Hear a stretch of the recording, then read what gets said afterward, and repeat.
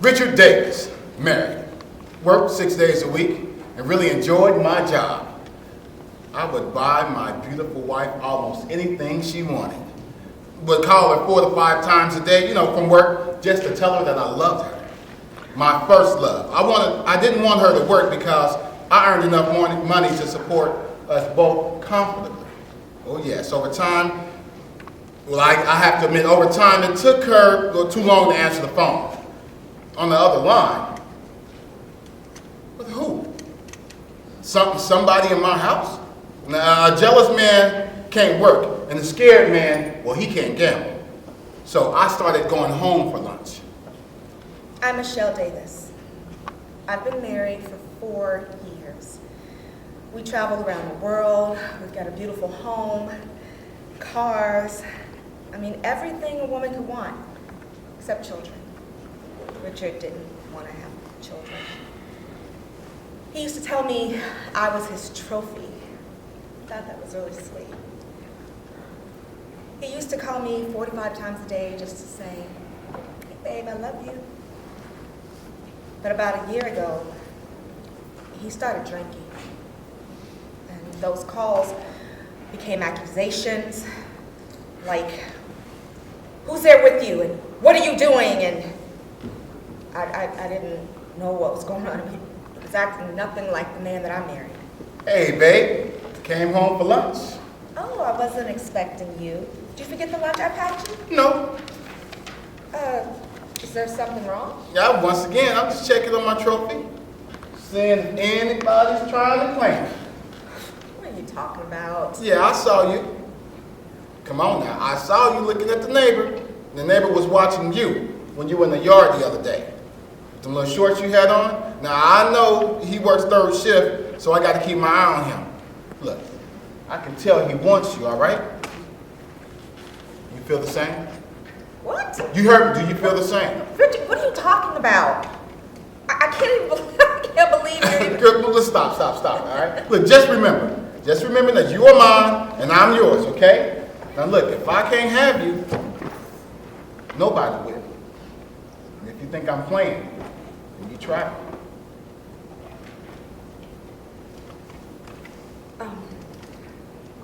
I didn't know who he was. Who was this man? This was not the man that I married.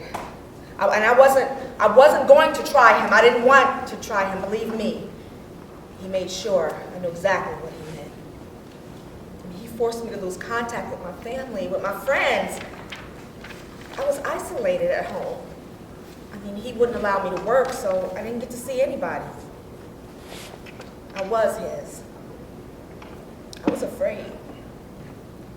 I never considered myself a praying woman, but after some time, that changed. Yeah, well, she tried to avoid me, I guess, to keep from getting hit. It didn't work.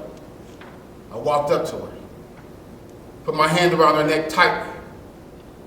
Yeah, cutting off her circulation. But she needed a reminder, okay? Look, we live together or we die together. Because if I can't have you, no one else will. What you been doing since I left, Michelle? Nothing. I've been cooking and I've been taking care of her. Yeah, right. And in those clothes?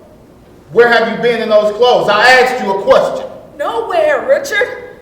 I wanted to look nice for you when you came. Look, stop lying. All right? You been sleeping with the neighbor? What? No. I asked you a question. No, I'm not lying, Richard. I've been cooking. I've been taking care of our house. I haven't even seen our neighbor. Look, at this point, I had to walk up to Michelle, and I grabbed her around her throat to threaten her. You take me for a fool, Michelle? Look, I know when you're lying to me, and if you're big enough to lie, you're big enough to pay the price, all right? What was happening? What's happening? This is my life. What did I do to deserve this? I tried to make him happy. The more he drinks, the angrier he becomes. I was trapped. I wanted to call my family. I wanted to call my friends, but it's not like I could actually tell them the truth. Maybe if I change things, maybe I can make him less angry. I could do that. I could try. Richard, Baby, can we talk? Talk about what? Ain't nothing to talk about, Michelle. Just do what you're told, all right? Do what you're told. What's wrong? What's the matter? You've changed. Richard, you know I've never been unfaithful to you. You know I love you. Why don't you believe me? Look, you think I'm a fool? You take me for a fool, don't you? I've been around for a while, Michelle, and the thing I hate most is being lied to, especially by my wife. I'm not lying. Look, in other words, you calling me a liar? Are you calling me a liar, Michelle? Huh? Is that it? Is that it? So I'm blind and I'm a liar. Because I can't see what you're doing. That's what you're telling me. Is that what you're telling me? No. Oh my God. Another beating. I can't do this. This cannot be my life. It's going to kill me one day. It's going to kill me. I can take a lot of things, but I cannot take an early funeral. The next morning after he went to work, I ran for my life. 3 months. 90 days. Not so much as a visit, a phone call, not even an email. Look, after some time, I was able to recognize my own abuse. I found the help that I needed. And I really wanted to tell Michelle that I was sorry. And to ask her to forgive me. Tell her that I was wrong and that I had changed. So I wrote her a letter. That morning when I left, I didn't know where to go. I'd heard about women's shelters.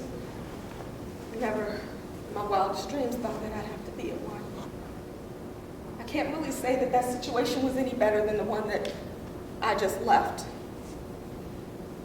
I was raped at the shelter, so I left there too. I went to live on the streets. Just thought it might be safer.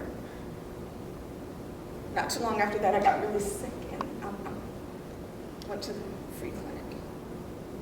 And I found out I was pregnant. For 4 months, I decided I'd stay on the streets. Like I had any other choice. Hungry, alone, pregnant with a homeless rapist's child. I really needed some help. I needed somebody to talk to. So I mustered up the nerve. I finally decided to reach out to my family. Initially, they couldn't understand why I had lost touch in the first place. Honestly, it was time. It was time for me to come clean about my marriage, about the abuse, about the shelter, about the rape. It was about everything. It was hard. It was really hard to tell the people that I loved about my past. But I had to. Once I did, I was able to start healing and to move on with my life and to make a good life for me and my unborn baby. Overall, yes, I survived.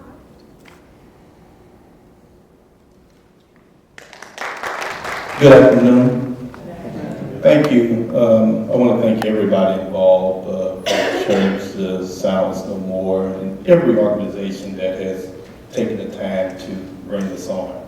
And as was mentioned earlier, we are touring Trapped nationally, starting our 2013 campaign. And our whole meaning is just to bring more awareness, education, and prevention.